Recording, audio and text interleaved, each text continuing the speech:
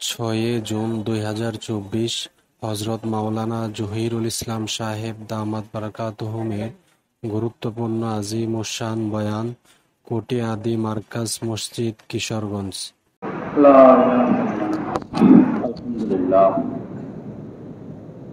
আলহামদুলিল্লাহ ওয়া কাফা ওয়া সালামুন আলা ইবাদিহিল্লাযীনা ইসতাফা আম্মা বা'দ فأعوذ بالله من الشيطان الرجيم بسم الله الرحمن الرحيم يا أيها الذين آمنوا اتقوا الله وكونوا مع الصادقين صدق الله مولانا العظيم وقال رسول الله صلى الله تعالى عليه وسلم بلغوا عني ولو آية وقال عليه الصلاة والسلام المسلم من سلم المسلمون من لسانه ويده والمؤمن মান আমিনাহুন নাসু আলা। এই যে ছবি তোলা যাবে না ভাই, এগুলা গুনাহ কবিরা, একদম হারাম কাজ। কি করতেছেন এগুলো আল্লাহর ঘরে? কেউ এই কাজ করবেন না, এটা লানতের কাজ। লানা রাসূলুল্লাহিল মুসাউফিরিন, যারা ছবি তোলে নবীজি তাদেরকে লানত করেছেন, ডাইরেক্ট লানত। লানা রাসূলুল্লাহিল মুসাউফিরিন, মুসাউফিরুন মানে যিনি ছবি বানায়, ছবি তোলে, ছবি অঙ্কন করে। তো খুদ নবীজি তাদেরকে লানত করেছেন। এই শেষ জামানায় মানুষ বেশি বেপরোয়া,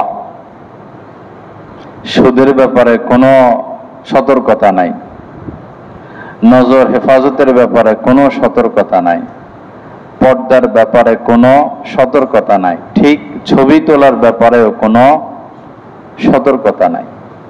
বড় বিপদের জামানা। এত কঠিন কঠিন কথা। কুল্লু মুসাফিরিন ফিন্নার, নবীজি বলেছেন যারাই ছবি তুলবে তাদেরকে জাহান্নামে যেতেই হবে।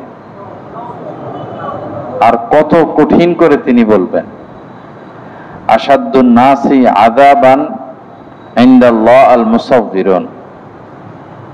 অন্য হাদিসে এসেছে কিয়ামতের দিন শাস্তি তো হবে, তবে সবচেয়ে কঠিন শাস্তি হবে যারা ছবি বানাইতো, ছবি তুলতো।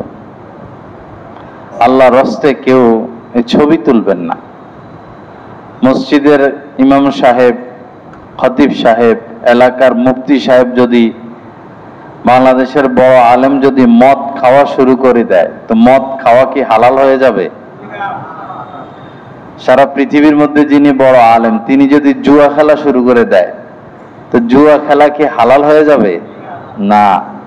তদ্রূপ কেউ কেউ যদি ছবি তোলা শুরু করে দেয়, এটা হালাল হবে না। এটা ওহীর দ্বারা নিষেধ করা হয়েছে। আল্লাহ পাকের পক্ষ থেকে ওহীর দ্বারা এটা নিষেধ, নস দ্বারা এটা নিষেধ। কাহারো কর্মের দ্বারা, কাহারো কথার দ্বারা, কাহারো ছবি ভিডিওর মধ্যে লিপ্ততার দ্বারা এটা কোনোভাবে হালাল করার রাস্তা নাই। আল্লাহ পাক আমাদেরকে বিষয়টা মানার তৌফিক দান করেন। পাশাপাশি ঘরের মধ্যেও ছবি রাখা যাবে না। মা মারা গেছেন, বাবা মারা গেছেন, তো মানুষ তাদের ছবিগুলোকে ঘরের মধ্যে ঝুলিয়ে রাখে। এভাবে অনেকে দেখা যায় বিশেষ কোনো ব্যক্তি, রাষ্ট্রপ্রধান, অনেকের ছবি ঝুলিয়ে রাখে। হাদিস শরীফের মধ্যে এসেছে লা ইয়াদখুলু লা তাদখুলুল মালায়েকাতু বাইতান ফিহি কালবুন ওয়ালা তাসাবির। যেই ঘরে কুকুর থাকে, যেই ঘরে ছবি থাকে, সেই ঘরে রহমতের ফেরেশতা প্রবেশ করে না। আর আল্লাহ পাকের সাধারণ নিয়ম হলো তিনি রহমত পাঠান, রহমতের ফেরেশতার মাধ্যমে। তিনি গজব পাঠান, গজবের ফেরেশতার মাধ্যমে। রহমতের ফেরেশতারা রহমত নিয়ে আসবে। যেই ঘরে কুকুর থাকবে যেই ঘরে ছবি থাকবে সেই ঘরে রহমতের ফেরেশতা ঢুকে না। তো আমার ঘরে আমি ছবি রাখলাম, তো রহমতের ফেরেশতা ঢুকে না, তো রহমত আসবে কিভাবে? যেমন ধরেন অসতর্কতামূলক, এই মনে করেন ফেয়ার অ্যান্ড লাভলি, এখানে ছবি আছে, ক্লোজ আপ ছবি আছে, একটা সাবান কিনলেন ছবি আছে, একটা পাউডার ছবি আছে, এরপরে বিছানা চাদর ছবি আছে, তো ঘরে রহমতের ফেরেশতা প্রবেশ করবে না। নবীজি কোথায় থেকে এসেছেন? তো আম্মা জান আয়েশা সিদ্দিকা রাদিয়াল্লাহু তাআলা আনহা পর্দা ঝুলিয়ে রাখছেন। নবীজি ঘরে প্রবেশের পরেই চেহারা মলিন হয়ে গেছে, খেয়াল করে নাই ওই পর্দার মধ্যে কি ছিল? ছবি ছিল। একবার এমন হলো যে হযরতে জিবরিল আমিন ওহী নিয়ে আসবেন, কোন বিশেষ বিষয় এবং জরুরি বিষয় ওহী নিয়ে আসবেন। নবীজি অপেক্ষায় আছেন, ওহী আসে না, ওহী আসে না, ওহী আসে না, খুব নবীজির মধ্যে অস্থিরতা। গুরুত্বপূর্ণ বিষয়। আরেকটা হলো আসমানি মাখলুক যারা ফেরেশতা, তারা ওয়াদা ভঙ্গ করে না, প্রতিশ্রুতি ভঙ্গ করে না। তো যে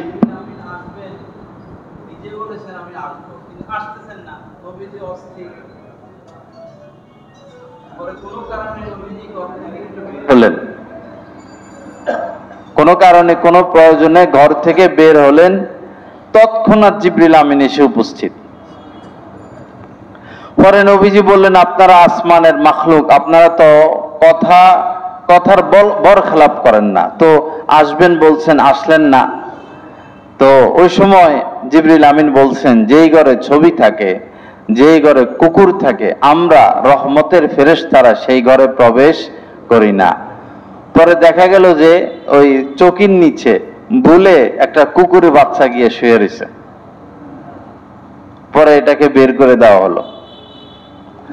এজন্য বাবা, এক এক সময় এক এক ভাবে ফিতনা আসে, এক এক সময় রং পরিবর্তন করে করে, ঢং পরিবর্তন করে করে, সিস্টেম পরিবর্তন করে করে ফিতনা আসে। বর্তমান গুরুত্বপূর্ণ ফিতনা হলো ছবি তোলার ফিতনা। আর এই ফিতনায় বেশিরভাগ দিনদার আলেম ওলামা জড়িত হয়ে গেছে। আল্লাহ পাক আমাদেরকে, আমাদের সাধারণ মুসলমানদেরকে এই ফিতনা থেকে বেঁচে থাকার তৌফিক দান করেন। সমস্ত ফিতনা থেকে আমাদেরকে বেঁচে থাকার তৌফিক দান করেন। এজন্য আলেমদের সাথে জুড়ে থাকা, ফিতনা থেকে বাঁচার সবচেয়ে ফলপ্রসূ কাজ হচ্ছে আলেমদের সাথে জুড়ে থাকা। যারা আলেমদেরকে নিয়ে বিভিন্ন কথা বলতো, আলেমদের সোহবতে যাইতো না, তারাই কিন্তু ওই সাইডে চলে গেছে। আর যারা আগ থেকে আলেমদেরকে ভালোবাসতো, মহব্বত করত, এখনো তারা দাওয়াতুত তাবলীগের নিসবতে আলেমদের সাথেই আছে। ভাগ্য আপনাদের, আপনাদের কপাল। যদি আপনাদেরকে আল্লাহ পাক কিয়ামত পর্যন্ত হায়াত দেন আর আপনারা সেজদায় পড়ে থাকেন, আল্লাহর কসম শুকরিয়া আদায় হবে না যে আপনারা আলেমদের সাথে জুড়ে আছেন। এটা নসিব। আমি ঢাকা মুগদা মাদ্রাসায় 2 বছর ছিলাম। ওইখানে শত শত দাওয়াতুত তাবলীগের কর্মীরা আমার সাথে খুব মহব্বত ছিল, আমিও সময় দিতাম,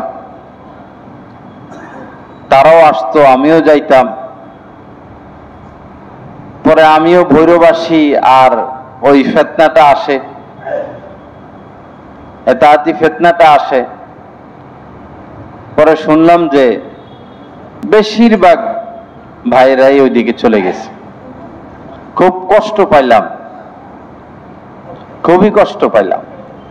নসিব খারাপ। আপনাদের খুশ নসিব, আলেমদের সাথে আছেন, কিয়ামত পর্যন্ত আলেমদের সাথেই থাকবেন। লা ইলাহা ইল্লাল্লাহ। আল্লাহ পাক আমাদের সবাইকে মাফ করে দেন। আল্লাহ পাক এই মার্কাজকে কবুল করেন। এই এলাকায় যত সাথী রয়েছে আল্লাহ পাক সবাইকে কোরবানির সাথে এই কাজের সাথে জড়িত থাকার তৌফিক দান করেন। বাবা, এটা আজীব এক দিনের কাজ, আজীব এক দিনের কাজ। আমরা বিভিন্ন জায়গায় বয়ান করতে যাই, অন্তত ভাড়াটা হইলো আমাদেরকে দেওয়া হয়। 10-12 আইটেম 15 আইটেম দিয়ে খানা দেওয়া হয়। কিন্তু এই কাজে যারা এই কাজ যারা করে, ভাড়াও নাই, খানাও নাই, ভাড়াও নাই, খানাও নাই, বরং পিছনে পিছনে ঘুরতে হয়। আমি সর্বপ্রথম তবলিগে গিয়েছিলাম ক্লাস 8-এ যখন পড়ি, ক্লাস 8-এ। ওই সময় তবলিগের প্রতি একটা ভালোবাসা আমার ভিতরে লেগে যায়। এরপরে 97-তে আমি এসএসসি পরীক্ষা দিই, পরে মাদ্রাসার লাইনে আসা। এসএসসি পরীক্ষার পরে আমি চিল্লে যাই। ওইখান থেকে মাদ্রাসা পড়ার প্রতি একটা জজবা ভিতরে কাজ করে, এবং আগে পরে আলেমদের সাথে আমার উঠা বসা ছিল। এলাকার যারা ইমাম সাহেব আলেম, তাদের সাথে ঘুরতাম কাটতাম, ওয়াজ মাহফিলে যাইতাম, ওইখানে বয়ান সেখানে যাইতাম, ওইখানে বয়ান সেখানে যাইতাম। তো দাওয়াতুত তাবলীগের এই মেহনত এবং আলেম ওলামাদের সোহবতের বরকতে আল্লাহ পাক মাদ্রাসায় ভর্তি হওয়ার তৌফিক দিয়েছেন এবং দাওরা পর্যন্ত পড়ার তৌফিক দিয়েছেন। আমরা যখন ছাত্র ছিলাম এবং ওস্তাদ হওয়ার পরেও ঢাকাতে আমি মেহনত করতাম। এখন তো বৈরবে এসে সম্ভব হয় না, শগল বেশি। আসরের পরে আমরা গাস্ত করতে যাইতাম, ফিরে আসতে আসতে মাগরিব হয়ে যাইত। আমরা টার্গেট করতাম ওই যে 10তলা বিল্ডিং, এটা শেষ করব, ওই যে বস্তি এটা শেষ করব, ওই গলি শেষ করব, ওই মহল্লা শেষ করব। 7তলা 8তলা 10তলায় উঠা। অনেক বাসায় গেলে বলতো যে না, আমরা কিছু দিতে পারবো না। বহু এরকম হয়েছে। গাস্ত করতে যাইতাম, বলতো যে আমরা কিছু দিতে পারবো না। এটা ছিল সাপ্তাহিক গাস্ত। প্রতিদিন আমরা আসরের পরে ছাত্ররা বাইর হইতাম যে কে কয়জন মসজিদে আনতে পারে, প্রতিযোগিতা। এখন যারা গাস্ত করে দেখি নগদ তশকিলে কেউ আনতে পারে না। আমাদের এক প্রতিযোগিতা ছিল যে অন্তত 10-12 জন 15 জন লোক আনবো মসজিদে। ঠিকই আলহামদুলিল্লাহ আসতো। বড় দোকান, 15-20 জন লোক, 15-20 জনকে আমরা নিয়ে আইতাম নগদ, আয়না উজু করাই আসরের নামাজ পড়াইতাম। এখন যেটা চোখে পড়ে সেটা হলো মসজিদ থেকে বের হয়, মসজিদের আশপাশ 8-10টা দোকানে কোন রকম ওই যে পুরান কথা একটা, একসময় আমরা ছিলাম না, এখন আসি, একসময় থাকবো না, পুরান কথা 1-2টা কইয়া কোন রকম দায় সারা পরে মসজিদে চলে আসে। এতে হবে না, এতে হবে না, এটা লাগবে। বুঝছেন নি? চোখের পানি, গোপন ইবাদত, দোয়া মুনাজাত, কান্নাকাটি। আজকে আপনি 5 জন মানুষকে দাওয়াত দিছেন। তাহাজ্জুদ আল্লাহ আমাদের জন্য ফরজ করে নাই, কিন্তু যিনি দিনের দায়ী তাকে মনে করতে হবে আমার জন্য তাহাজ্জুদ ওয়াজিব। সে নিজে মনে করে নিবে, রাত্রে উঠে গোপনে মেসওয়াক করবে, ভালো পোশাক পরবে, খুশবু লাগাবে, একা একা 2 রাকাত হোক 4 রাকাত হোক পড়ে হাত উঠাইয়া চোখের পানি ছেড়ে দিবে, আল্লাহ এই 5 জনকে দাওয়াত দিছি, আল্লাহ তুমি এদেরকে হেদায়েত দাও, আল্লাহ হেদায়েত দিয়ে দাও। আল্লাহ আমার চাচাতো ভাই নামাজ আল্লাহ কাজ হয় না, তুমি কাজ বাড়াইয়া দাও। বলুন তো এই আমলটা আছে আমাদের মধ্যে? এই আমল নাই, এজন্যই বরকত নাই। দিনে মানুষের পিছনে পিছনে ঘুরতে হবে, রাত্রে আরশে আজিমের মালিকের পিছনে ঘুরতে হবে।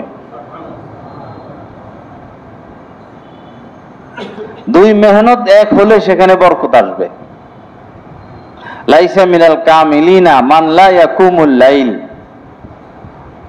সম্ভবত এটা স্বামীর ইবারত, আমাদের বুজুর্গানে দিন বলেছেন, কোন ব্যক্তি পরিপূর্ণ আল্লাহওয়ালা হতে পারে না যতক্ষণ পর্যন্ত না সে তাহাজ্জুদ না পড়ে। অর্থাৎ পরিপূর্ণ খালেস আল্লাহওয়ালা, মুখলেস, নিষ্ঠাবান সৎ মানুষ, নেক মানুষ হইতে হইলে তাহাজ্জুদ আবশ্যক। তাহাজ্জুদ পড়তে হবে, কানতে হবে। হযরত ওমর রাদিয়াল্লাহু তাআলা আনহুর চোখ দিয়া এত পানি পড়তো, দাগ পড়ে গেছিল মুখের উপরে, চোখের পানির দাগ। সাহাবায়ে কেরাম এমন কানতেন, মুখ ভিজে, দাড়ি ভিজে, জামা ভিজে, স্রোত, জমিনে স্রোত বইতো। সকালবেলা কেউ দেখলে মনে করতো যে মনে বৃষ্টি হয়েছে কিনা, নাকি কেউ পানি ঢেলে দিছে, পানির স্রোত দেখতো। কোথায় সেই চোখের পানি? কোথায় কান্নাকাটি? নবীজি বলেছেন, ইবকু, তোমরা কান্নাকাটি করো। ফা ইন লাম তাবকু, যদি কানতে না পারো, চোখে পানি না আসে, তো অন্তত কান্নার ভান করো। রাস্তা রাখছেন, কান্নার আসে না, কান্নার ভান করো। এখন কান্দাও ছাড়া দিছে, কান্নার ভানও ছাড়া দিছে, দুটোটা ছাড়া দিছে। আল্লাহর কসম, কোন বান্দা যদি কান্না শিখতে পারে, সে কেঁদে কেঁদে আল্লাহর থেকে যা উদ্ধার করতে পারবে, যে কানতে পারে না, কান্নার ভান করে সেও সমানভাবে আল্লাহ থেকে উদ্ধার করতে পারবে। সবার জন্য রাস্তা খোলা আছে। এক পক্ষ কেঁদে কেঁদে আল্লাহ থেকে নিবে, আর এক পক্ষ কানতে পারে না, মন শক্ত, ওই কান্নার ভানের দ্বারা সেও সমানভাবে আল্লাহ থেকে হিস্সা পাবে। দুটোটাই ছেড়ে দিছি আমরা। এখন বলবেন যে হুজুর, আমরা ফজরই তো পড়তে পারি না, কিসের তাহাজ্জুদ পড়ব?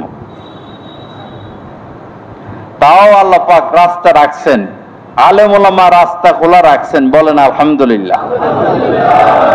শেষ রাত্রে উঠে তাহাজ্জুদ সম্ভব না, আচ্ছা ঠিক আছে, হযরতে ওলামা ইকরাম রাস্তা খোলা রাখছেন।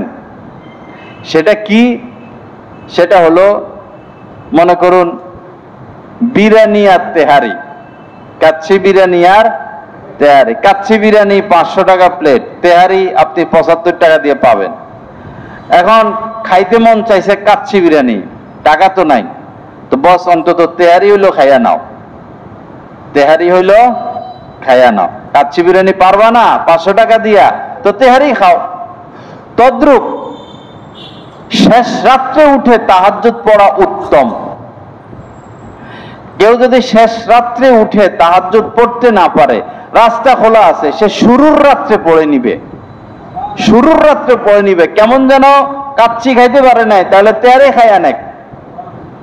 ওলামা ইকরামের ফতোয়া হলো, এশার নামাজ পড়া আদায় করে ফেললেই, এশা পড়ছে, এশার 4 রাকাত ফরজ পড়লো, কেউ 2 রাকাত সুন্নত পড়লো, এখনই তাহাজ্জুদের ওয়াক্ত শুরু হয়ে যায়।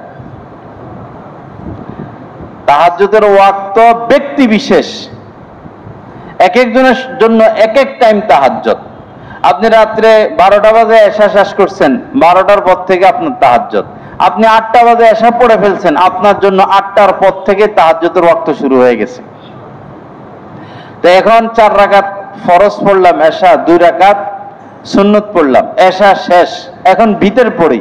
নবীজি ভিতর পড়তেন শেষ রাত্রে, আমরা আগে পড়ে নেই, কারণ আমাদের হয়তো ছুটে যাওয়ার সম্ভাবনা আছে। এখন আপনি যদি নিয়ত করেন, আল্লাহ আমি 2 রাকাত তাহাজ্জুদের নিয়ত করতেছি, আল্লাহু আকবার, তাহলে কঠিন তো না, 2 রাকাত নামাজ পড়লেন, 3 মিনিট লাগলো। কি হবে? যারা শেষ রাত্রে উঠে কষ্ট করে তাহাজ্জুদ পড়ে তাদের যেই সম্মান, তাদের যেই মর্যাদা, আখিরাতে তাদের যেই আসন হবে, আপনি এশার পরে 2 রাকাত তাহাজ্জুদ পড়েও তাদের কাতারে শামিল হয়ে যাবেন। এই রাস্তা হযরত হাকিমুল উম্মত আশরাফ আলী থানভী রহমতুল্লাহ আলাইহি বলে দিয়েছেন, শাহ হাকিম মোহাম্মদ আখতার সাহেব রহমতুল্লাহ আলাইহি বলে গিয়েছেন, আমার শায়েখ ও মুর্শেদ শাহ আব্দুল মতিন বিন হুসাইন সাহেব দামাত বারাকাতুহুম আমাদেরকে শিক্ষা দিচ্ছেন যে শেষ রাত্রে পারবে না তো অন্তত শুরুর রাত্রে হলো তাহাজ্জুদ পড়ে নাও, কারণ তাহাজ্জুদ না পড়ে কেউ একদম আল্লাহর ওলি হতে পারে না। পাশাপাশি আরেকটাও পারবেন, সেটা হলো হাজতের নামাজ আছে, হাজত। এরপরে তওবার নামাজ আছে, তওবা। তা আপনি এই এক ঢিলে 3 পাখি, এক ঢিলে কয় পাখি? আম একটা পাইকা রইছে, আম এটা হলো আপনার টার্গেট, মারছেন ইটের কোনা একটা, মারার পরে আম পড়ে গেছে 3টা, লাভ হয়েছে না লস হয়েছে? লাভ হয়েছে। তো পড়বেন 2 রাকাত নামাজ, নিয়তটা পাল্টাইয়া দিলে 6 রাকাতের সওয়াব পাইয়া যাবেন। কি এভাবে নিয়ত করবেন, আল্লাহ আমি 2 রাকাত তওবা, 2 রাকাত হাজত, তওবা হাজত তাহাজ্জুদের নিয়তে 2 রাকাত নামাজ পড়তেছি, আল্লাহু আকবার। তওবা হাজত তাহাজ্জুদের নিয়তে 2 রাকাত নামাজ পড়তেছি, আল্লাহু আকবার। এরপর স্বাভাবিকভাবে সানা পড়বেন, আউযুবিল্লাহ বিসমিল্লাহ পড়বেন, সূরা ফাতিহা পড়বেন, যেই সূরা মিলাইতে পারেন সেই সূরা মিলাবেন স্বাভাবিকভাবে। তাহলে নামাজ হবে 2 রাকাত, ফজিলত হয়ে গেল 6 রাকাতের। ভিতরের আগে এরপরে মুনাজাত উঠাইবেন, মুনাজাত উঠাইয়া মনে করেন লম্বা সময় বস মনের কথা আল্লাহকে বলা, সব কথা আল্লাহকে বলা, সব কথা, জুতার পিতা লাগবে সেটাও আল্লাহকে বলেন। বিশেষ করে যারা দাওয়াতুত তাবলীগের কর্মী, তারা তো লম্বা লম্বা মুনাজাত করতে হবে, লম্বা লম্বা মুনাজাত। তাদের মুনাজাত বেশি, তাদের সম্পর্ক নেটওয়ার্ক থাকবে আল্লাহর সাথে, লম্বা মুনাজাত। আল্লাহ অমুক অমুক অমুক অমুকরে দাওয়াত দিছি, আল্লাহ ওদেরকে কবুল করেন, আল্লাহ সাথী বাড়াইয়া দেন, আল্লাহ ফিতনা দূর করে দেন, আল্লাহ আমাদেরকে ইসলাহ করে দেন। যত কথা আছে এই হাত উঠাইয়া আল্লাহর কাছে বলা, সারা বিশ্বের জন্য দোয়া করা, প্রত্যেক মুসলমানের জন্য দোয়া করা। এরপরে আপনি ভিতর পড়ে নেবেন। যদি এশার পরে তালিম হয়, তালিম হলে তো লম্বা সময় পাবেন না, তাহলে বাস এশার 2 রাকাত সুন্নত পড়ে বসে গেলেন তালিমে, তালিমের পরে ওই 2 রাকাত পড়ে 3 নিয়তে পরে ভিতর পড়ে নিলেন, অথবা স্বাভাবিকভাবেই এশা পড়া 2 রাকাত সুন্নত পড়ে ভিতর পড়ে নিলেন, অসুবিধা নাই। পরে যাওয়ার আগে সবাই চলে যাক, আপনি এক কোণায় দাঁড়াইয়া যান, দাঁড়াইয়া বস ওই 2 রাকাত পড়েন। ভেতরের পরেও পড়া যাবে। আশরাফু উম্মতি হামালাতুল কোরআন ও কিয়ামুল লাইল, হাদিস শরীফের মধ্যে এসেছে আমার উম্মতের মধ্যে শ্রেষ্ঠ হচ্ছে 2 কিসিমের মানুষ, 2 প্রকারের মানুষ আমার উম্মতের মধ্যে শ্রেষ্ঠ উম্মত, মর্যাদাশীল উম্মত, আশরাফু উম্মতি। প্রথম হচ্ছে হামালাতুল কোরআন, যারা কোরআনকে বহন করে চলে, এই সিনা যাদের 30 পারা কোরআন, হাফেজে কোরআন, এবং যারা আলেম। নবীজি বলেন আমার উম্মতের মধ্যে এরা সবচেয়ে সম্মানিত। এখন যারা সাধারণ মানুষ, হাফেজ হইতে পারবে না, আলেম হইতে পারবে না, তাদের উপায় কি? তাদের মন খারাপ হবে না? মন খারাপের দরকার নাই, নবীজি আরেকটা রাস্তা খুলে দিয়েছেন, বলেন আলহামদুলিল্লাহ। যারা হাফেজ হইতে পারে নাই, আলেম হইতে পারে নাই, তারা শ্রেষ্ঠত্ব পাবে না, ইসলাম তো স্বয়ং সম্পূর্ণ। তাদের জন্য রাস্তা নবীজি খুলে দিয়েছেন যে 2য় কিসিম হলো কিয়ামুল লাইল, যারা এই তাহাজ্জুদ পড়বে, রাত্রে আল্লাহর ইবাদত বন্দেগী করবে, তারাও ওই আশরাফুল উম্মতি, এই শ্রেষ্ঠ উম্মতের মধ্যে তারাও গণ্য হয়ে যাবে, তাহাজ্জুদ যারা পড়বে। শরাফুল মুমিনি, মুমিনের যেটা ভদ্রতা, নবীজি বলছেন মুমিনের ভদ্রতা হলো তাহাজ্জুদ নামাজ। ওয়া ইস্তিগনাউহু আন ওয়া ইজ্জুহু ইস্তিগনাউহু আনিন নাস, এবং একজন মুমিনের সম্মান, মর্যাদা, প্রভাব, প্রতিপত্তি, ওজন, ইজ্জত হচ্ছে মানুষের কাছে হাত না পাতার মধ্যে, মানুষের থেকে বিমুখ থাকা দুনিয়ার ক্ষেত্রে। আফজালুস সালাতি বাদাল ফরিজা সালাতুন ফি জাওফিল লাইল। নবীজি বলেছেন ফরজ নামাজের পরে শ্রেষ্ঠতম নামাজ হচ্ছে রাতের নামাজ, গোপন নামাজ। তো এই যে 2টা রাকাত মাত্র, শেষ রাত্রে হইলো কাচ্চি বিরিয়ানি আর শুরুর রাত্রে হইলো তেহারি। যে যেটা পারি অন্তত শুরুর রাত্রে ভিতরের আগে আজকে থেকে 3 নিয়তে 2 রাকাত নামাজ ইনশাআল্লাহ কে কে পড়বো দেখি ইনশাআল্লাহ। আল্লাহ আমাদের সবাইকে তৌফিক দান করেন, আল্লাহ পাক মরণ পর্যন্ত তৌফিক দান করেন। মাশাআল্লাহ, দেখবেন ভাই 1 সপ্তাহ পরে দেখেন কি মজা পান, কি স্বাদ পান। মজার জিনিস খাইলে যেরকম জিহ্বার মধ্যে স্বাদ লেগে থাকে, মনে করেন ইলিশ মাছ, দেশি মুরগি, খাসি, এই ভর্তা, এই ভর্তা, এই নদীর মাছ, সেই নদীর মাছ, পছন্দনীয় খানা খাইলে জিহ্বার মধ্যে স্বাদ লেগে থাকে না? আল্লাহর কসম, এই আমলটা করেন, দেখবেন আপনার রূহের মধ্যে স্বাদ লাগে রয়েছে। আপনি অপেক্ষা থাকবেন যে ওই 2 রাকাত কখন পড়বো আর কখন আল্লাহর কাছে হাত উঠাবো। আর যদি শেষ রাতের মজা পাইয়া যান, আল্লাহু আকবার, শেষ রাতের মজা, শেষ রাতের কান্নাকাটির মজা, দুনিয়া নীরব হয়ে যায়, সমস্ত দুনিয়া নীরব হয়ে যায়। আল্লাহ তার কুদরতি হাত দুনিয়ার দিকে প্রসারিত করে বলেন, সারা দিন ব্যাপী যারা মাপ চাইছো, সারা দিন ব্যাপী যারা গুনাহ করছো, নাফরমানি করছো, তোমরা কোথায়? আমি আমার রহমতের হাত প্রসারিত করলাম, মাপ চাও, আমি তোমাদেরকে মাফ করে দিব। 2 হাত, কুদরতি 2 হাত আল্লাহ পাক প্রসারিত করে দেন। রাতের ইবাদত, গোপন ইবাদত, কান্নাকাটি, রোনাজারি, আল্লাহর দরবারে সব আছে। আল্লাহর দরবারে একটা জিনিস নাই, সেটা হলো চোখের পানি। কারণ কোনো ফেরেশতা কাঁদতে পারে না, কোনো ফেরেশতা কাঁদতে পারে না। আর যেই দেশে যেটা নাই, যেই এলাকায় যেটা নাই, সেই এলাকায় সেটার দাম বেশি। তা আল্লাহর দরবারে ফেরেশতারা কেউ কাঁদতে পারে না, এই জন্য জমিনে যারা কান্না করে, ওই চোখের পানির দাম আল্লাহ পাকের কাছে সবচেয়ে বেশি।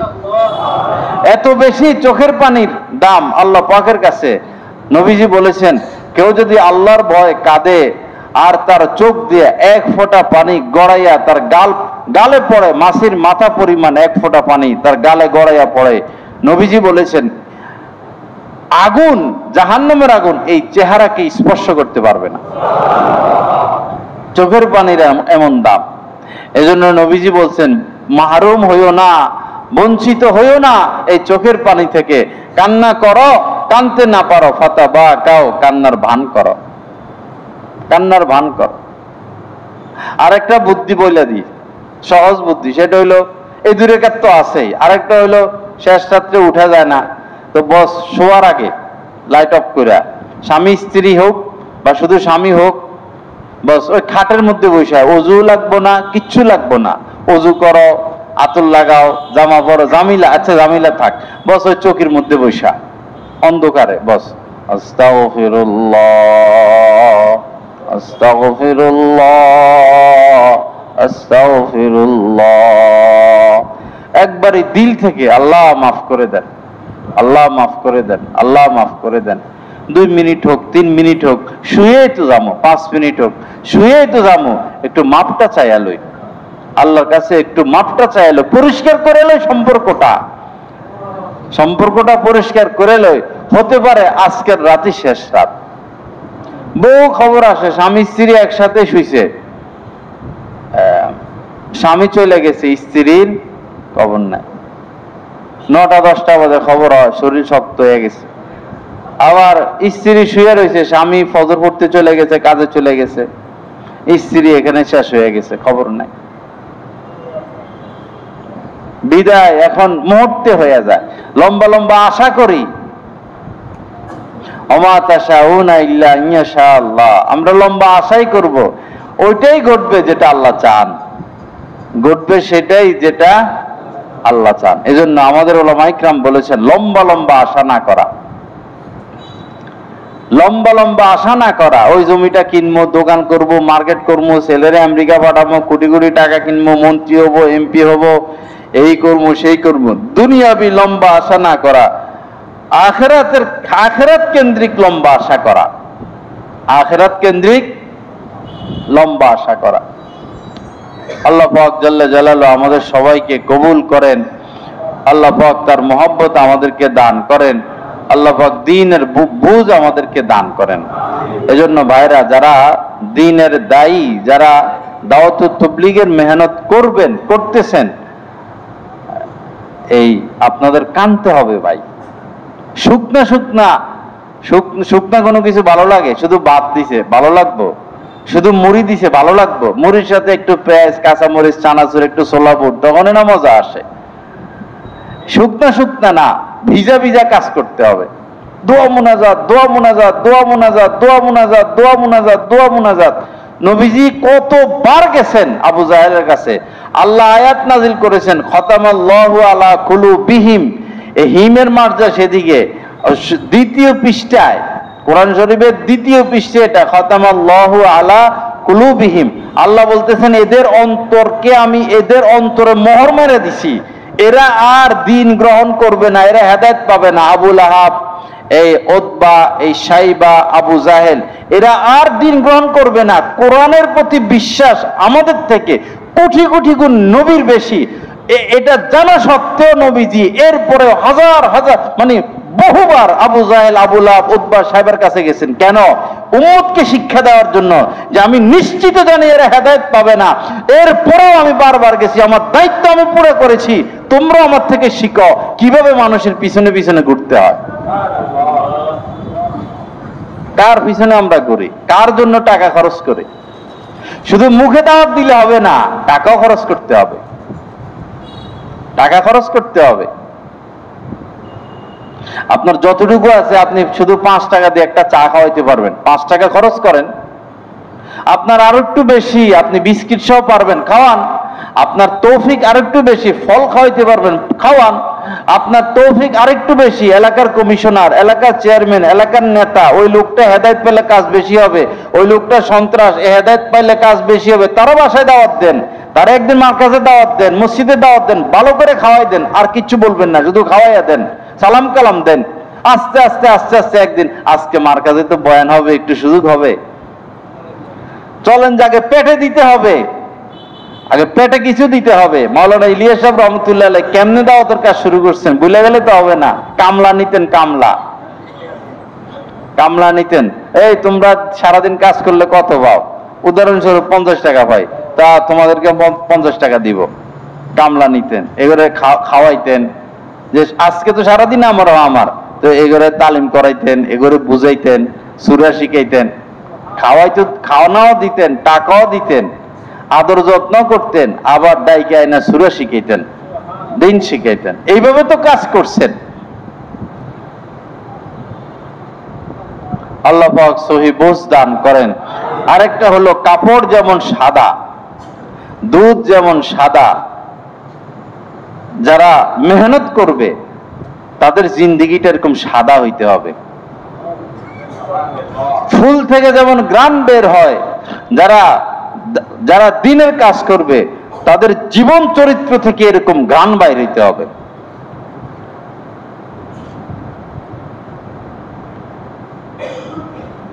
সুদের সাথে লিপ্ত, বিকেলবেলা গাছ করতেছে, বলবে আরে দেখছো আস্থা সুদখোর আইছে, এখন আমাদেরকে নামাজের দাওয়াত দিতে। কথা ঠিক না বেঠিক? মিথ্যা কথা বলে, স্ত্রী পর্দা করে না, মেয়ে পর্দা করে না, ফেসবুক চালায়, টিকটক করে, ইউটিউব চালায়, যাইয়া দাওয়াত দিতেছে, আসেন আসেন আসেন নামাজ পড়েন। তার এই আওয়াজের দ্বারা আসর হবে না। এটা হচ্ছে দুধের মতো সাদা হওয়া, অর্থাৎ গুণামুক্ত থাকার চেষ্টা করা। কুল্লু ইনাইন ইয়াতারাশাউ বিমা ফি, আমাদের বুজুর্গানে দিন বলেছেন, একটা বোতলের ভিতরে যেটা আছে, পানি হোক দুধ হোক, যেটা আছে ঢাললে সেটা বাইর হয়। বোতল ঢাললে সেটা বাইর হয়। ভিতরে দুধ ঢাললে দুধ বাইর হবে, ভিতরে প্রস্রাব ঢাললে প্রস্রাব বাইর হবে, আপনার অন্তরাত্মা যেমন, আপনার আমল যেমন, আপনার স্বভাব যেমন, আপনার চরিত্র যেমন, আপনার দিন যেমন, আপনার রাত্র যেমন, আরেকজনকে যখন দাওয়াত দিবেন সেটা বাইর হবে। এজন্য ভিতরটা স্বচ্ছ করা, অন্তরকে দাগমুক্ত রাখা। ইন্নাল মুমিনা ইযা আযনাবা কানাত নুকতাতুন সাউদা ফি কলবি। নবীজি বলেছেন, যখনই মুমিন কোনো পাপ করে তার অন্তরে, তার কলবে একটা কালো দাগ পড়ে যায়।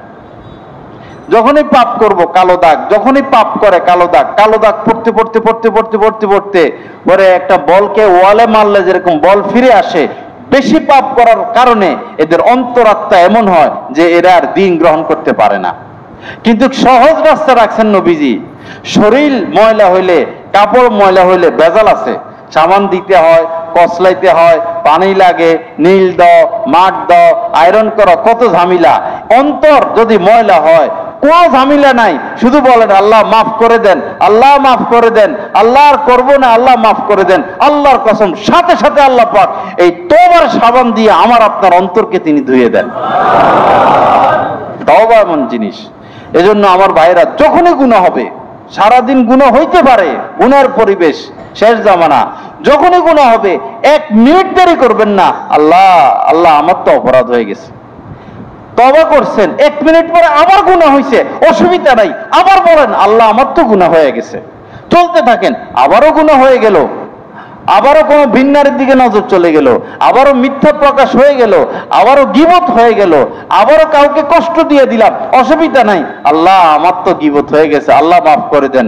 আল্লাহর কসম, নবীজি বলেছেন, মা আসররা মানিস্তাগফারা ওয়াইনা আদা ফিল ইয়াউমি ওয়াইনা আদা ফিল ইয়াউমি ৭০ মাররা। নবীজি বলেছেন, কোন মানুষ যদি ৭০ বলতে আরবিতে অনেক বোঝায় ওই জামানায়, কোনো ব্যক্তি যদি অসংখ্য বারো পাপ করে আবারও মাপ চায়, পাপ করে আবারও মাপ চায়, পাপ করে আবারও মাপ চায়, দৈনিক যদি ৭০ হয়, এর চেয়ে বেশি যদি এমন হয়, যদি সে মাপ চাওয়াকে অব্যাহত রাখে, নবীজি বলেন আল্লাহর দরবারে সে সীমা লঙ্ঘনকারী না, আল্লাহর দরবারে সে সীমা লঙ্ঘনকারী না, বরং কি ইন্নাল্লাহা ইউহিব্বুত তাওয়াবিনা। কোরআনে কারিমে আল্লাহ আয়াত নাযিল করেছেন, যারা এইভাবে হাজারো পাপ করে সত্য কিন্তু আবার তওবা করে মাপ চায়, আল্লাহ আয়াত নাযিল করছেন, তোমরা টেনশন করো না, তোমাদেরকে আমি ভালোবাসি। ইন্না মানে নিশ্চয়, ইন্নাল্লাহা ইউহিব্বুত তাওয়াবিনা, নিশ্চয় আল্লাহ পাক তওবাকারীদেরকে, যারা হাজার হাজার পাপ করে আবারও মাপ চায়, পাপ করে আবারও মাপ চায়, আল্লাহ পাক বলেন নিশ্চয়ই আল্লাহ পাক তাদেরকে ভালোবাসেন। তো টেনশন কিসের? গুনাহ হবে আবার আমরা অন্তরাত্মা পরিষ্কার করব, গুনাহ হবে আবার আল্লাহর সাথে সম্পর্ক ভালো করব, গুনাহ হবে আবার আল্লাহর সাথে সম্পর্ক ভালো করব। কত সহজ করছেন আল্লাহ পাক দিনকে। এজন্য গুনাহ হইলেই মনে করবেন আল্লাহর সাথে সম্পর্ক আমার দূরত্ব হয়ে গেল, সম্পর্ক দূরত্ব হয়ে গেল, আমি দূরে সরে গেলাম, বস আল্লাহ মাফ করে দেন, আল্লাহ মাফ করে দেন। গুনাহ করা যতটা অপরাধ, গুনাহ করার পরে তওবা না করা এর থেকে বড় অপরাধ। অনেকে মনে করে এত পাপ করি, এত গুনাহ করি, আর কি দূর, আর এ তো সারাদিন আকাম কুকাম করি, কি আর যাক, যা হওয়ার তা তো হবে। না না না, ওয়ালা তাকনাতু মির রাহমাতিল্লাহ। আল্লাহ পাক আয়াত নাযিল করছেন, আল্লাহর রহমত থেকে কেউ নিরাশ হইও না। ওয়াহশী, পরে তো সাহাবী হইছেন, হযরত ওয়াহশী নবীর কলিজায় আঘাত করছেন। নবীজির দুধ ভাই, নবীজির চাচা, নবীজির ঝান্ডা, নবীজির তলোয়ার, নবীজির কলিজার টুকরা, নবীজির চাচা হযরত হামজা রাদিয়াল্লাহু তাআলা আনহু। যখনই মক্কার কাফেররা দলে দলে আসতো, হযরত হামজা দাঁড়ায় যেতেন, বীর ছিলেন, আর কেউ আগাইতে পারতো না। এইভাবে নবীজিকে সাপোর্ট দিয়ে গেছেন। সেই উহুদের যুদ্ধে এই হযরত ওয়াহশী নবীজির এই কলিজার টুকরাকে হত্যা করছে, চোখ বাইর করে ফেলছে, নাক কাটছে, ঠোঁট কাটছে, সিনা কাইটা কলিজা বাইর করে এটাকে চিপাইছে। এতটা মানে এটা আন্তর্জাতিক আইনেও লঙ্ঘন, সৈনিককে এভাবে মারা, এতটা কষ্ট দিছে নবীজিকে, এত বিবস্ত্র করছে, এতটা মানে বিকৃত করছে। নবীজির ফুফু আসতেছে দেখতে, আর মহিলা মানুষ ভাইকে যদি দেখে সহ্য করতে পারবে না, তখন বলছে যে আমার ফুফুকে বাধা দাও যেন তার ভাইয়ের লাশ সে না দেখে, কারণ সহ্য করতে পারবে না। তো কষ্টে নবীজি বলছেন একটা হত্যার কারণে আমি 70 জনকে হত্যা করব। নবীজি ওই সময় বলছেন ওনার চাচাকে যে হত্যা করছে এই কারণে 70 জনকে তিনি হত্যা করবেন এই ঘোষণা করছেন। সাথে সাথে আয়াত নাজিল হয়েছে, জিবরিল আমিন আসছেন যে আপনি একটা হত্যার বিনিময়ে 70 জন নয়, একজনকে হত্যা করতে পারবেন, যিনি হত্যা করছেন তাকে হত্যা করতে পারবেন, কিন্তু যদি আপনি মাফ করে দেন এটা আপনার জন্য উত্তম হবে।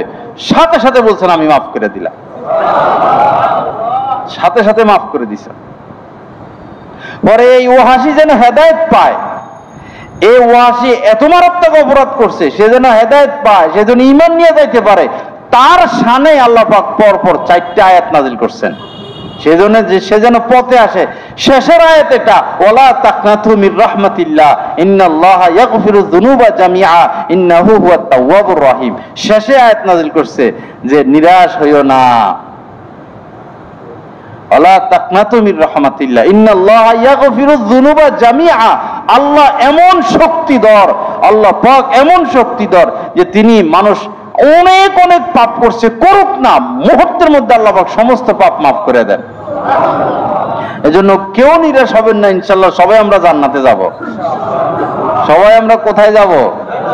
ইনশাআল্লাহ জান্নাতে যাব, সবাই ইনশাআল্লাহ জান্নাতে যাব, নো টেনশন, কোনো টেনশন নাই। হুরেরা অপেক্ষায় আছে, গিলমানেরা অপেক্ষায় আছে, হাজার হাজার বাগ বাগিচা, হাজার হাজার পশু পাখি, ফল মূল বালাখানা সব অপেক্ষায় আছে, নো টেনশন, কোনো টেনশন নাই। সবাই আমরা জান্নাতে যাব।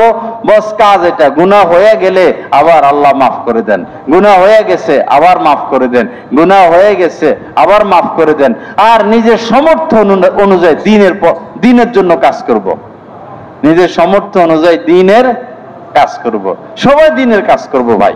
দাওয়াত তাবলীগের মেহনত আছে, আলেম ওলামা মাদ্রাসার মেহনত করেন, হক্কানি পীর মাশায়েখ মানুষকে আল্লাহর দিকে ডাকতে থাকেন, জিহাদের ময়দানে মুজাহিদরা জিহাদ করতেছে, সব দিনের কাজ, কোনোটাকে উঁচু নিচু করা ঠিক নয়। মুফতি তাকি উসমানী সাহেব দামাত বারাকাতুহুম উনি বলছেন যে জিহাদের কাজ এটাও দিনের কাজ, তাবলীগের কাজ এটাও দিনের কাজ, তালিমের কাজ মাদ্রাসা যেটা হয় এটাও দিনের কাজ, এরপরে তাসকিয়া যেটা পীর হক্কানি পীর মাশায়েখরা করে সেটাও দিনের কাজ। কোনোটাকে উঁচা করবেন কোনোটাকে নিচা করবেন এরকম না।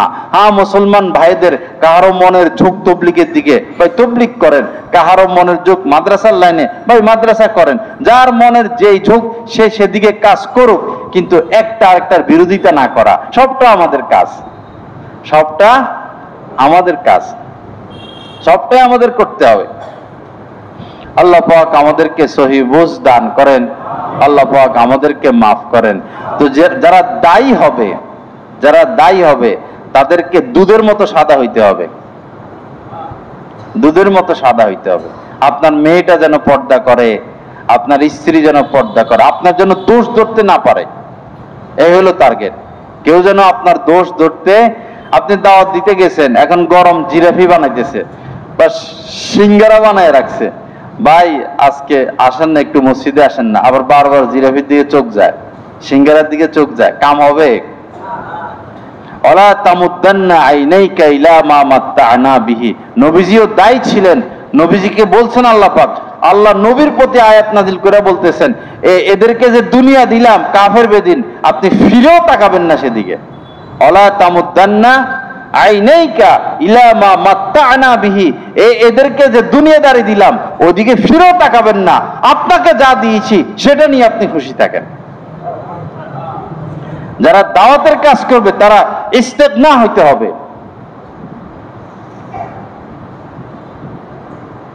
তাদের মধ্যে তারা কাহারো মুহতাজ হইতে পারবে না, যে তিনি খাইলো নাকি না খাইলো এটা প্রকাশ করার কোনো সুযোগ নাই।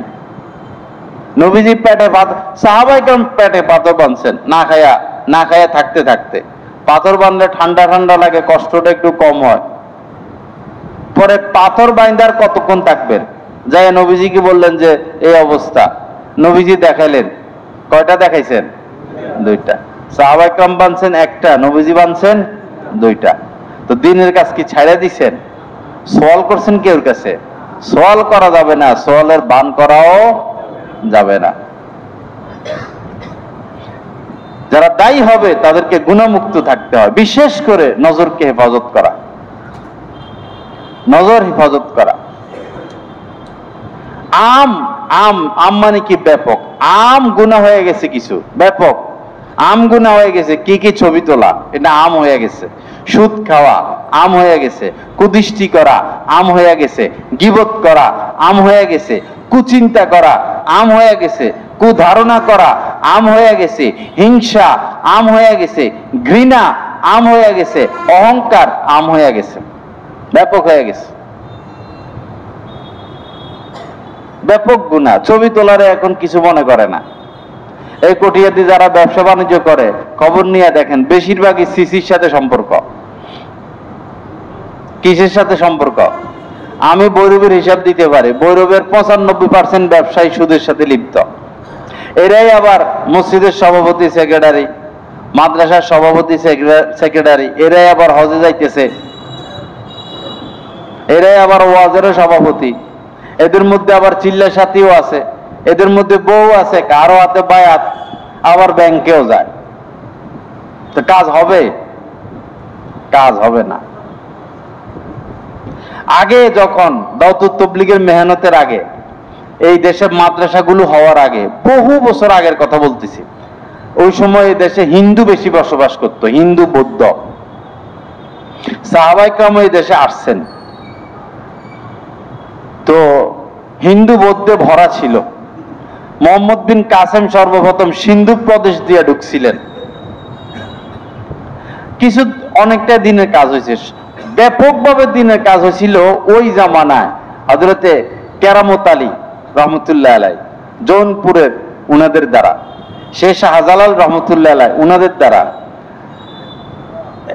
কারি ইব্রাহিম সাহেব এই উজানির উনাদের দ্বারা প্রথম ওই সময় দাওয়াত তাবলীগের মেহনত চালু হয় নাই।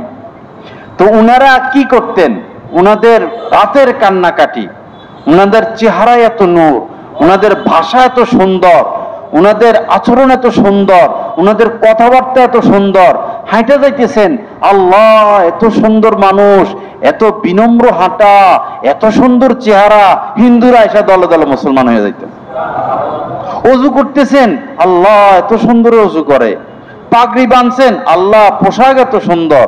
হাসি মুখে কথা বলতেছেন, মুসাফা করতেছেন, বুকের সাথে জড়াইতেছেন, হাদিয়া দিতেছেন। এই যে উনারা এই হাইটা হাইটা হাইটা হাইটা হাইটা হাইটা এই দেশের হিন্দুদেরকে মুসলমান বানাইছেন, বৌদ্ধদেরকে মুসলমান বানাইছেন। আর আমরা এমন মুমিন, আমাদের তাকওয়ার এমন হালত, মুসলমানকে আমরা মসজিদে আনতে পারি না। আমাদের ব্যর্থতা দেখেন, আমাদের যোগ্যতা দেখেন। তারা কাফেরকে মুসলমান বানাইছে, আর আমরা মুসলমানকে নামাজি বানাইতে পারি না। এটা আমাদের ব্যর্থতা। এজন্য হালাল খাবো, হালাল খাবো, সুন্নত মোতাবেক চলবো, গুনাহ থেকে বেঁচে থাকবো। যেদিকে যাবেন আপনার থেকে আলো ছড়াইতে থাকবে। হালাল খাইতে হবে।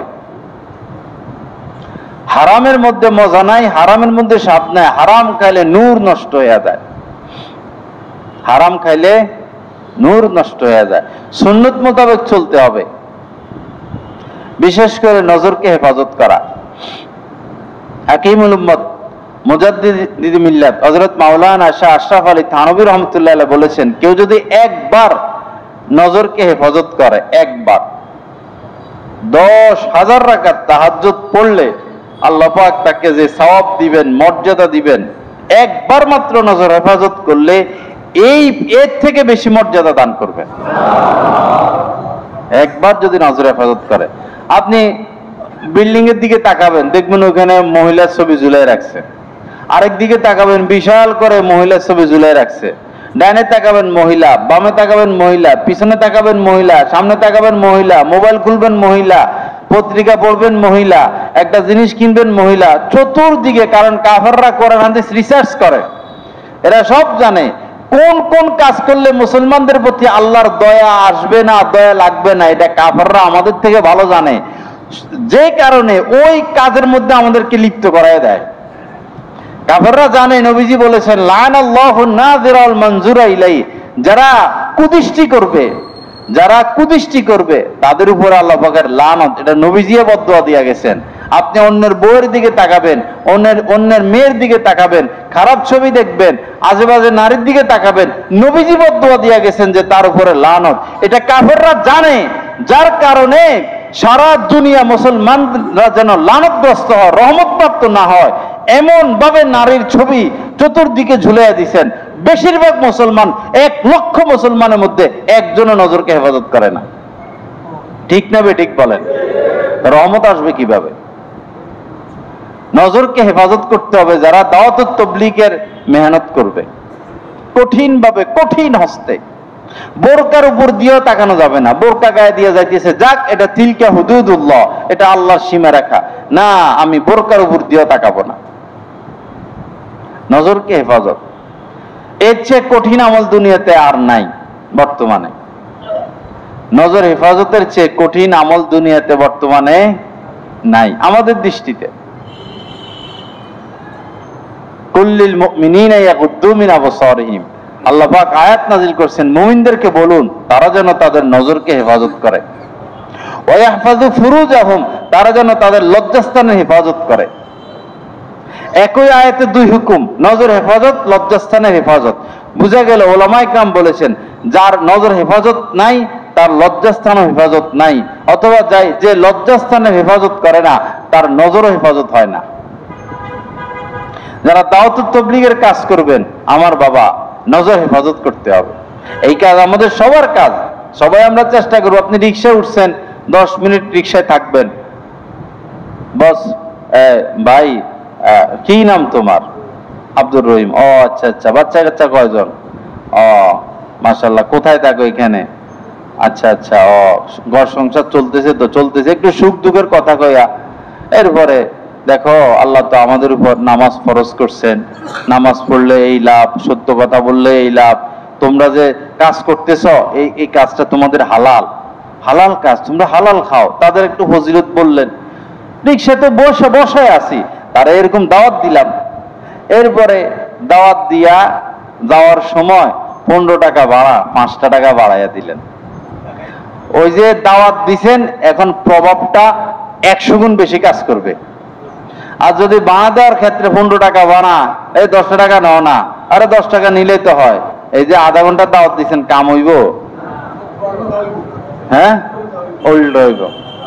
কিছু টেকনিক ফলো করতে হবে আমাদেরকে, কিছু টেকনিক। কেউ আপনার কাছে ঋণ নিতে আইছে, অসহায় মানুষ ঋণ নিতে আইছে, ধার নিতে আসছে, আপনার ছিল অবস্থা, দিতে পারতেন, দিলেন না, তার বিপদে আপনি দাঁড়াইলেন না, পরে আবার তারা দাওয়াত দিতে গেছেন, কাম হইব?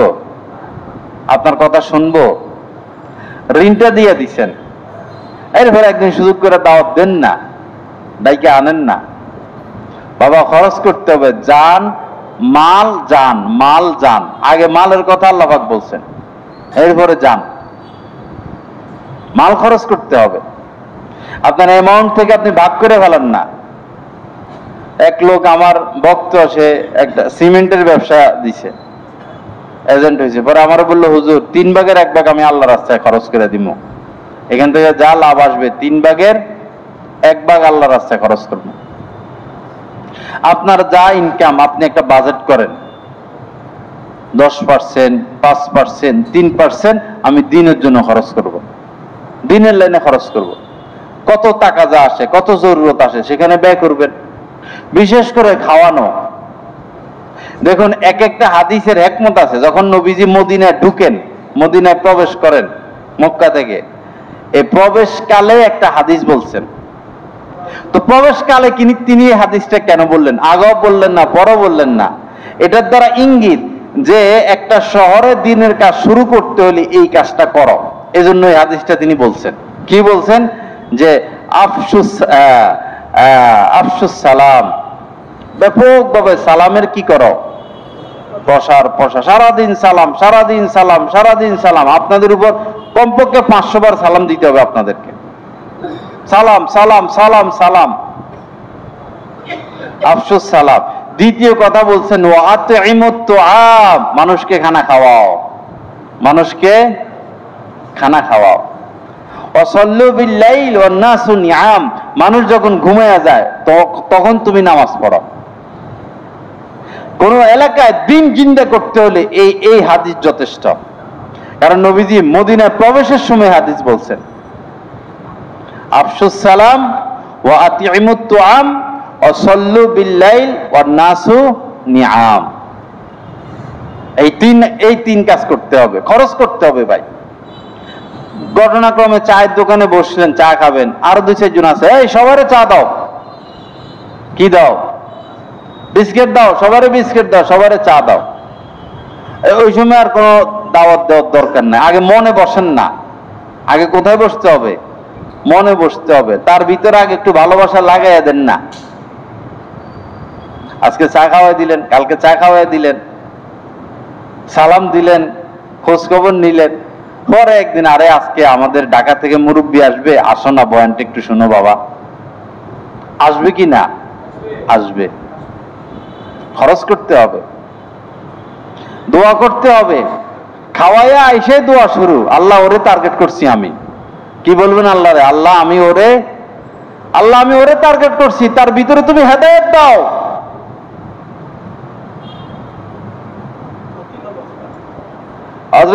হযরতে আবু হুরায়রা রাদিয়াল্লাহু তাআলা আনহু নবীজিকে বলছেন আমার মা তো কাফের, আমার মা কি কাফের? ইয়া রাসূলুল্লাহ, আমার মায়ের জন্য দোয়া করেন। দোয়া চাইছেন, তো উনার মারে তো যায় কেউ দাওয়াতও দেয় নাই। নবীজি দোয়া করতেছেন, আল্লাহ আবু হুরায়রার মাকে আপনি হেদায়েত দিয়ে দেন। আবু হুরায়রা রাদিয়াল্লাহু তাআলা বাড়ির দিকে যাইতেছেন, দেখি যায় দেখে যে তো কাম হয়েই গেছে।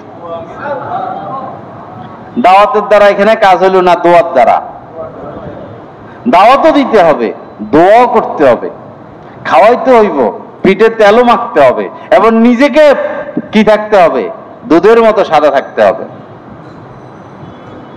নিজেকে দুধের মতো সাদা। এক এলাকায় একজন বড় আলেম, উনি ঈদের নামাজ পড়ায়। আমাদের এলাকার কথা বলতেছি, ঈদের নামাজ পড়ায়, পুরা এলাকার মানুষ উনার পিছে নামাজ পড়ে। উনি আমাদের এলাকায় মনে হয় সর্বপ্রথম দাওরা হাদিস পাস, অথবা উনার আগে 1-2 জন এরকম ছিল, হাফেজ ও আলেম। কয়দিন আগে মেয়ে বিয়ে দিছেন, তার জামাতা ব্যাংকে চাকরি করে। বুঝুন না কথা, মেয়ে বিয়ে দিছেন, জামাতা ব্যাংকে চাকরি করে। এখন উনার ওয়াজ মানুষ আর শুনবো হয়তো চাপে পড়ে, তিনি এলাকার মানুষ বাধ্য, কিন্তু দিল থেকে মানুষ তার কথা মেনে নিবে না। আপনি নিজেকে তৈরি করতে হবে। আমি নিজেকে তৈরি করব যে আমি দ্বীনের দায়ী, আমি দ্বীনের খেদমত করব। এই জন্য আপনাকে কোরবানি পেশ করতে হবে, নিজে প্রস্তুত হতে হবে। যে যুদ্ধ করতে যায়, দৌড়ে যুদ্ধ করতে চলে যায়, ট্রেনিং নেয়। এজন্য আমাদের বড়রা নিয়ম করছে, 3 চিল্লা লাগাইয়া কাজ শিখো। 3 চিল্লা লাগাইয়া, এখন 3 চিল্লা কিছু শিখা হয় না, তেমন একটা শিখা হয় না, এখন আরো বাড়াইতে হবে। আর আলেমদের ব্যাপারে বলছেন 1 সাল লাগাও, আগে কাজ শিখা, এরপরে কাজ করা। আমাদের এলাকায় যিনি দিনের কাজ উঠেছেন দাওয়াতুত তাবলীগের, আমাদের এলাকায় কলেজের প্রফেসর, কেমিস্ট্রির প্রফেসর, আমরা পড়ছি উনার কাছে। কি উনার চেহারা, কি দাড়ি, কি জুব্বা, পুরা কলেজের মধ্যে রমরমা অবস্থা। সবারই দাওয়াত দেয়, পড়ায়ও ভালো, মানুষও ভালো, আবার দাওয়াতও দেয়, কথার মধ্যে মিঠাও। বাজারে দাওয়াত দেয়, এখানে যে দাওয়াত দেয় সেখানে, পুরো এলাকায় উনি কাজ উঠেছেন। আমরা ওই সময় ছোট ছিলাম, সব জায়গায় উনার কথা। ছেলেরা চিল্লে যাইতেছে, ইন্টার পরীক্ষা দিয়ে চিল্লে যায়, বিএ পরীক্ষা দিয়ে চিল্লে যায়। কলেজও বিশাল বড়, হাজার হাজার ছাত্র পড়ে এখানে। পরে উনি আবার প্রাইভেটও পড়াইতেন। পরে বেচারা ওই যে প্রাইভেট পড়াইতেন, মেয়ে, একটা সুন্দর মেয়ে, ও কলেজের মধ্যে এটা সারা সুন্দর। পড়াইতে পড়াইতে হের লগে ভাব হয়, প্রেম হয়, পরে হেরে বিয়ে করে। এই যাবৎ যত কাজ করছেন সব কি শেষ। আজ পর্যন্ত আর আমাদের এলাকায় কাজ উঠে নাই। ওই যে কাজের মধ্যে ধস নামছে, আজ পর্যন্ত ওইভাবে আর কাজ উঠে নাই।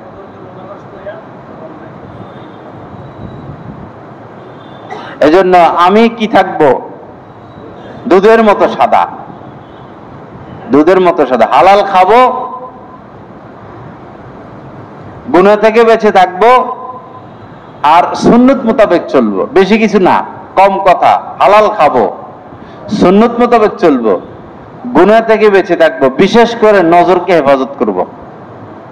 দেখেন কিভাবে কাজ উঠে, কোনো ভিন্নারের দিকে তাকানো যাবে না। আর যে সমস্ত ছেলে দাঁড়িয়ে উঠে নাই, সুশ্রী সুশ্রী ছেলে, আকর্ষণীয় ছেলে, দেখতে মন চায়, ধরতে মন চায়, কথা বলতে মন চায়, এই সুশ্রী ছেলেদের থেকেও নজর হেফাজত করতে হয়। এরা মেয়েদের হুকুমের। নবীজি বলেছেন, ওয়ালা তানজুরু ইলাল মুরদান ফা ইন্না ফীহিম লামহাতাম মিনাল হুর। সুশ্রী ছেলে যারা, তাদের দিকে তাকাবো না, কারণ তাদের চেহারার মধ্যে হুরদের সৌন্দর্যতার ঝিলিক আছে। তাদের দিকে তাকাবো না। যার প্রতি আকর্ষণ হয় তার সাথে মুসাফা না করা, স্পর্শ না করা, তাকে না দেখা। তো তিনটা, হালাল খাবো, সুন্নত মোতাবেক চলবো, আর নজরকে হেফাজত করব। তিনটা নসিহত আমার পক্ষ থেকে আপনাদের জন্য, আমিও যেন মানতে পারি, ইনশাআল্লাহ আপনারাও মানার চেষ্টা করবেন। রাজি আছেন তো ইনশাআল্লাহ? প্রথমটা কি? হালাল খাবো, না খাইয়া মরে যাবো, যাক মারা যাচ্ছি, না খাইয়া মরতে হবে, না খাইয়া মারা যাব, হারাম খাবো না। এরপরে সব কাজ সুন্নত মোতাবেক চলা, সব কাজ, বুজুর্গি দেখানোর দরকার নাই, সুন্নত বাস। তিনজন সাহাবী আসছেন আম্মাজানদের কাছে ঘরে। তাদের উদ্দেশ্য ছিল নবীজি রাত্রে কি কি আমল করে, কি সারা রাত সেজদায় পড়ে থাকে, না সারা রাত তেলাওয়াত করে, না সারা রাত নামাজ পড়ে, খবর নিতে আইছেন। আইসা আম্মাজানদের থেকে খবর টবর নিয়া তারা তাদের কাছে এটা কম মনে হয়েছে। নবীজির আমল কি মনে হয়েছে? কম মনে হয়েছে, যে নবীজির আমল এত কম রাত্রিবেলা। আচ্ছা, নবীর সাথে তো আমাদের তুলনা করে কোনো লাভ নাই, নবী তো নবী, আমরা হইলাম তার উম্মত।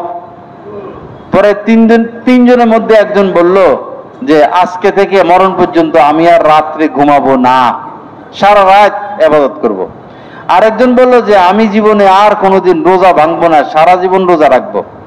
আরেকজন বলল যে আমি বিয়ে শাদী করব না, ইবাদত বন্দেগী করতে করতে জীবন কাটাইয়া দিব। তিনজন তিন নিয়ত করছে। নবীজি এটা কোনো মাধ্যমে, হয়তো এলহাম ওহির মাধ্যমে জানতে পারছেন। নবীজি এসে বললেন, তোমরা কি এই কথা বলছো? একজনে আর বিয়ে করবা না, একজনে আর ঘুমাইবা না, একজন সারা জীবন রোজা রাখবা। কয়, ইয়া রাসূলুল্লাহ, আমরা তো এটা বলছি। তখন নবীজি বললেন, দেখো, তোমাদের থেকে আমি আল্লাহকে বেশি ভয় করি, তোমাদের থেকে আমি আল্লাহকে বেশি, তথাপিও আমি রাত্রিবেলায় ঘুমাইও, আমি রাত্রিবেলায় ইবাদত করি, আমি রোজা রাখিও না। সপ্তাহে 2 দিন রোজা রাখতেন, রোজা রাখি আবার রাখি না। আর আমি বিয়ে শাদীও করেছি। সুতরাং মান রাগিবা আন সুন্নতি ফালাইসা মিন্নি, যে আমার সুন্নত থেকে বিমুখ, আমার সুন্নত মোতাবেক চলবে না, সে আমার উম্মতের অন্তর্ভুক্ত না। সুন্নত মোতাবেক চলতে হবে, বেশি বুজুর্গির দরকার নাই। এটাই শ্রেষ্ঠতম বুজুর্গি, সুন্নতি হচ্ছে শ্রেষ্ঠতম বুজুর্গি। মসজিদে ঢোকার সুন্নত, মসজিদ থেকে বের হওয়ার সুন্নত, খাওয়ার সুন্নত, ঘুমানোর সুন্নত, ওযুর সুন্নত, রাস্তায় হাঁটার সুন্নত, কথাবার্তা বলার সুন্নত, বেচা কিনার সুন্নত, পোশাকের সুন্নত, সন্তান লালন পালনের সুন্নত। সুন্নত যেন না ছুটে, কদম কদম সুন্নতের উপর চলা। আল্লাহ আমাদেরকে তৌফিক দান করেন। মান তামাসসাকা বিসুন্নতি ইনদা ফাসাদি উম্মতি ফালাহু আজরু মিয়াতি শাহীদ। নবীজি বলেছেন, ফিতনা ফাসাদ বিশৃঙ্খলার জামানায় যে আমার সুন্নতকে আঁকড়াইয়া ধরবে, মিয়াতু শহীদ, 100 শহীদ, আল্লাহ রাস্তায় শহীদ হইয়া যে সওয়াব পাবে, আল্লাহ পাক তাকে সেই সওয়াব দান করবেন, সব সুন্নতের উপর চললে।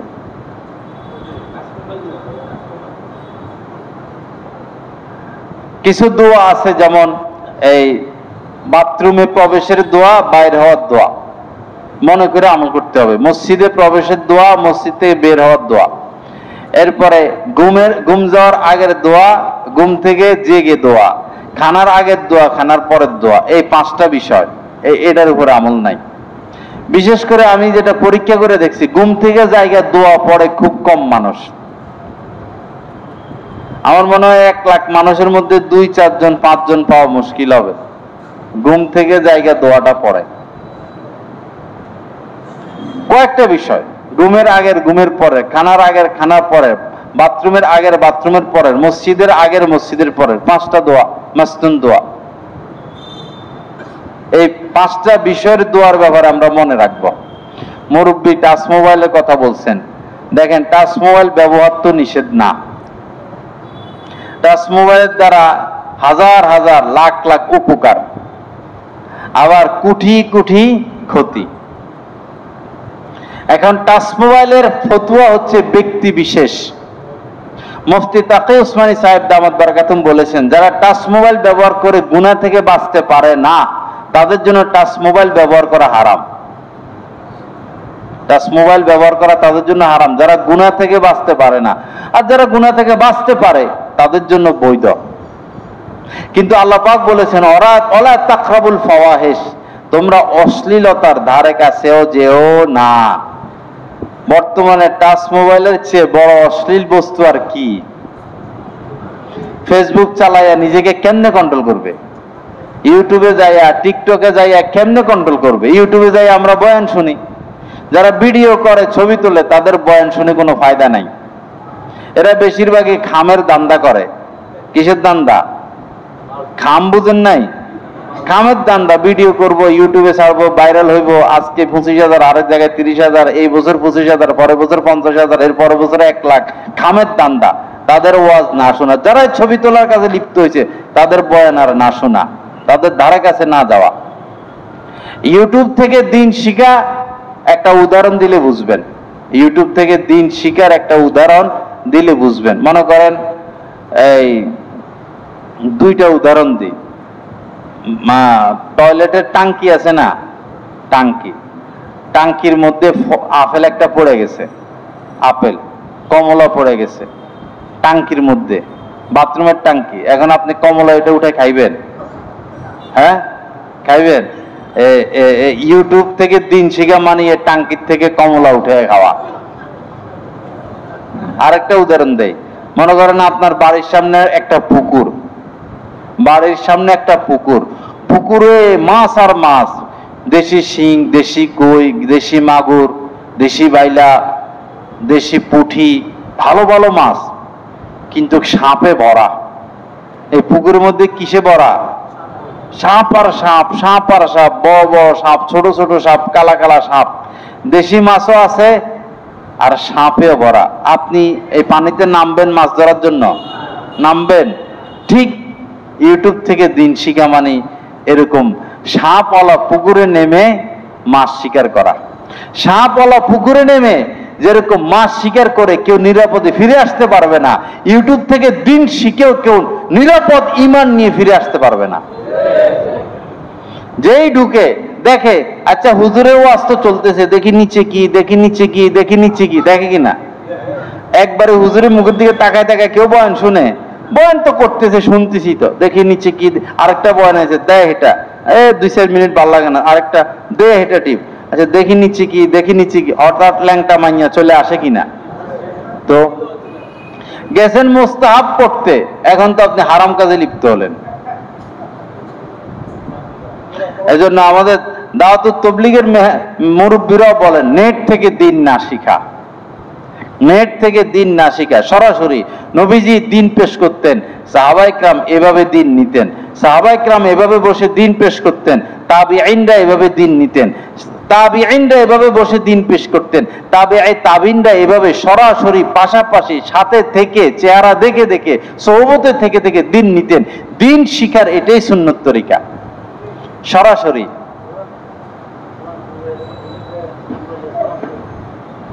মোবাইলে কোরআন শরীফ পড়লে সওয়াব হবে, ওই যে কোরআনের যে পৃষ্ঠা এটা দেখে পড়লে সওয়াব হবে, এবং ওটা ওযু ছাড়া ধরা যাবে না, ওই ইয়াটা কোরআন শরীফের ওই পৃষ্ঠাটা ওই সময়।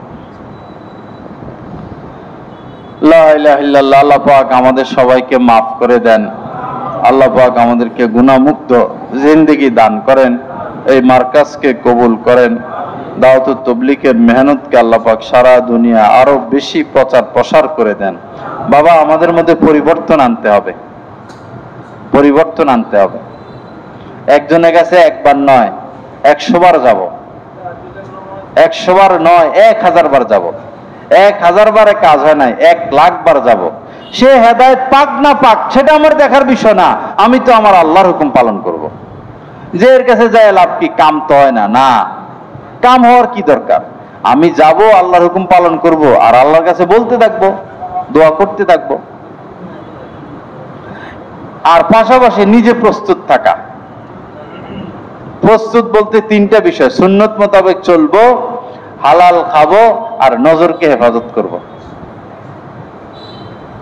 আল্লাহ পাক আমাদের সবার প্রতি মেহেরবানি করেন, আল্লাহ পাক আমাদেরকে গুনাহমুক্ত জিন্দেগি দান করেন।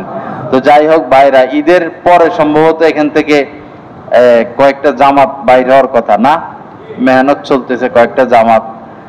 দেখুন, যারা এই মাধ্যমে দিন পাইছেন তারা এই রাস্তা ছাড়লে হবে না, এই রাস্তা ধরে রাখবেন। পাশাপাশি আলেমদের সাথে উঠা বসা।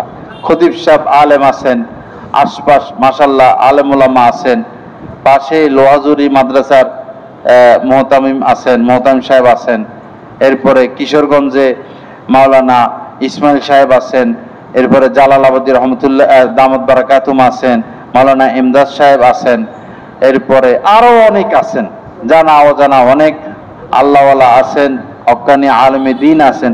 তাদের সোহবতে উঠা বসা করা, আলেমদের সোহবতে, আলেমদের থেকে দিন শিখা। 6 নম্বরে আছে না এটা, আলেমদের সোহবতে আসা যাওয়া, এটাও ছাড়া যাবে না। দাওয়াতুত তাবলীগের মেহনতও ছাড়া যাবে না, আবার আলেমদের সোহবতে আসা যাওয়াও ছাড়া যাবে না। সোহবতে লেগে থাকলে আপনাকে কোনোদিন ফিতনায় আক্রান্ত করতে পারবে না। আল্লাহ পাক আমাদেরকে এই মেহনত জোরদার ভাবে করার তৌফিক দান করেন। তো ঈদের পরে 3 দিন লাগাবেন দিল থেকে, ইনশাআল্লাহ। একটু হাত উঠান তো, দিল থেকে 3 দিন লাগাবেন, নিজের থেকে, দিল থেকে কমপক্ষে 3 দিন লাগাবেন ঈদের পরে। মাশাআল্লাহ, সবাই হাত উঠান না ইনশাআল্লাহ।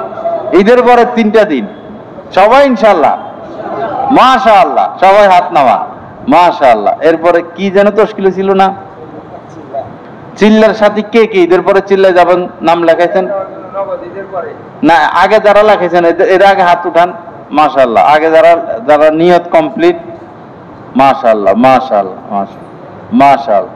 তো বরকত শুধু উনারাই নিবে, নতুন কেউ নিবেন না। হ্যাঁ, নতুন কেউ বরকত নিবেন না। নতুন ইনশাআল্লাহ আল্লাহর নাম নিয়া, হ্যাঁ ইনশাআল্লাহ হাত উঠান তো, মাশাআল্লাহ। নতুন নতুন হাত উঠান, এই যে এক মুরব্বী হাত, মাশাআল্লাহ মাশাআল্লাহ, আল্লাহু আকবার। আর হাত উঠান না ইনশাআল্লাহ, ওই যে এক ভাই হাত উঠাইছেন, মাশাআল্লাহ। আরো উঠান।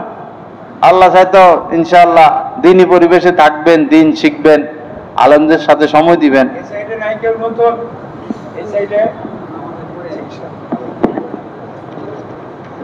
আল্লাহ তাআলা মুহতারাম যে কথাগুলি বললেন আমাদের সকলের জিন্দেগিতে বাস্তবায়ন করার তৌফিক দান করে সকলে বলি আমিন। আমরা ইনশাআল্লাহ প্রস্তুতি নেব ঈদের পরে, আল্লাহ বেশির থেকে বেশি আল্লাহ রাস্তায় বের হতে পারি। 3 দিন এবং 40 দিন আল্লাহ রাস্তায় সময় লাগাতে পারি। আল্লাহ পাক তৌফিক দান করুন। হযরতের কথার ভিতরে আল্লাহ পাক উপরে যান, হযরতের কথার ভিতরে আল্লাহ তাআলা বরকত দান করে আমাদের জীবনকে রঙিন করে তৌফিক দান করুন, সকলে বলি আমিন। ইনশাআল্লাহ আমরা এখন ওযু করি, নামাজের প্রস্তুতি নেই। ওযু করি, নামাজের প্রস্তুতি নেই। নগদ যদি কেউ থেকে থাকি ঈদের পরে ইনশাআল্লাহ আমরা চিল্লায় যাব, আমাদের নাম লেখা দিতে পারি, ইনশাআল্লাহ আমরা নাম লেখা দিতে পারি। হযরত ওয়ালা দামাত বারাকাতুহুমের প্রতিটি বয়ান পাচ্ছেন নেটের মাধ্যমে, টেলিগ্রামের মাধ্যমে। প্রথমত গুগল প্লে স্টোর থেকে টেলিগ্রাম অ্যাপসটি ডাউনলোড করতে হবে। তারপর টেলিগ্রাম অ্যাপসে প্রবেশ করে নিজের মোবাইল নাম্বার এবং একটি ভেরিফিকেশন কোড প্রদানের মাধ্যমে অ্যাকাউন্ট খুলতে হবে। অ্যাকাউন্ট খোলার পর ডান পাশে উপরে একটি সার্চ আইকন থাকবে, ওইখানে বাংলায় লিখতে হবে বয়ানে মাওলানা জহিরুল ইসলাম সাহেব, অথবা ইংরেজিতে @বয়ানবিডি। তারপর চ্যানেলে প্রবেশ। পরবর্তী কাজ হলো নিচে জয়েন আইকন থাকবে, ওইখানে ক্লিক করা। জয়েন হয়ে যাওয়ার পর পূর্ববর্তী আপলোডকৃত সকল বয়ান আপনারা পেয়ে যাবেন খুব সহজে। আলহামদুলিল্লাহ, প্রতি ইংরেজি মাসের শেষ শুক্রবার কমলপুর মাদ্রাসা মসজিদে মাসিক ইজতেমা অনুষ্ঠিত হয়। উক্ত মজলিসে অংশগ্রহণ করার জন্য সকলের প্রতি দিনী দাওয়াত রইল।